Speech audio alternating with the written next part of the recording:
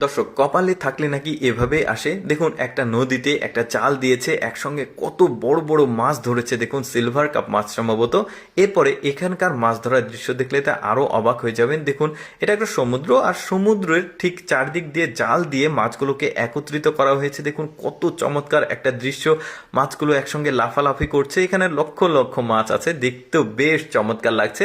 এবার একটা বিশেষ পদ্ধতিতে আপনাদের মাছ ধরার দৃশ্য দেখাই। দেখুন, আমরা জানি হুইল, ফাইবার এগুলো দিয়ে কিন্তু বড়শি দিয়ে পানিতে মাছ ধরে, আর ওরা কাদাতে মাছ ধরছে। মানে এক প্রকার মাছ আছে যেটা কাদাতেই থাকে, ওই মাছগুলোর সামনে যখন বড়শির খাবারটা দেওয়া হয় ওরা গিলে নেয়, তখন মাছগুলো তোলা হয়।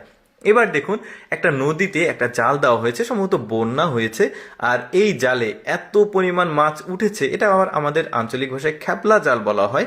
আর এই ধরনের মাছ ধরার দৃশ্য কিন্তু অনেকেই দেখতে পছন্দ করে। এখন হয়তোবা হাতের সময় কম থাকে, কর্মব্যস্ততার জন্য আসলে মাছ ধরতে পারে না, বাট এক সময় প্রচুর মাছ ধরতো। এমন অনেক দর্শক কিন্তু আমার পেজে আছে যারা এই মাছ ধরার দৃশ্যগুলো পছন্দ করে। আবার এই লোকটার দেখুন কপালটা কত ভালো, ওই যে বললাম যে কপালে থাকলে এইভাবে আসে, লাফিয়ে এসে মাছটা ক্যাচ ধরলো আর কি।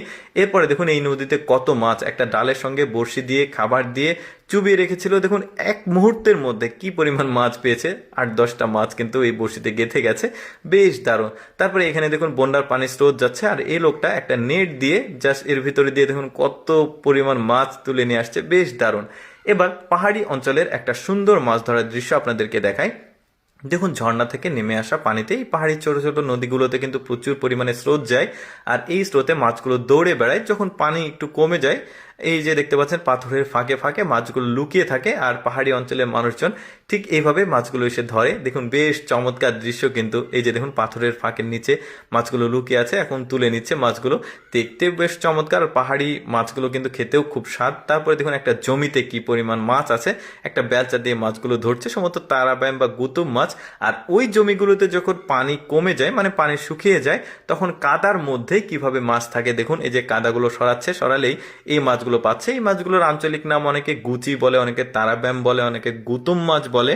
তবে যারা গ্রাম অঞ্চলে বসবাস করে তারা কিন্তু জানে যে পানি শুকিয়ে গেলে কাদার নিচে এইভাবে কিন্তু মাছ ধরা যায়।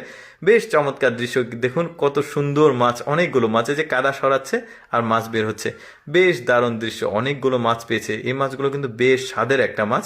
আচ্ছা, এবার খ্যাপলা জাল দিচ্ছে দেখুন একটা ব্রিজের নিচে, আর এখানে এত পরিমাণ মাছ এই লোকটা তুলবে, মানে দেখুন সিলভার কাপ মাছ সম্ভবত।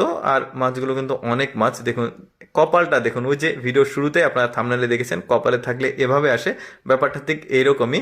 তারপরে এই যে দেখতে পাচ্ছেন এই লোকটাও বড় একটা মাছ পেয়েছে। দর্শক, কেমন লাগলো আজকের এই মাছ ধরার দৃশ্যগুলো কমেন্ট করে জানাবেন। এইরকম ভিডিও প্রতিদিন দেখতে আমাদের পেজটি ফলো রাখতে পারেন।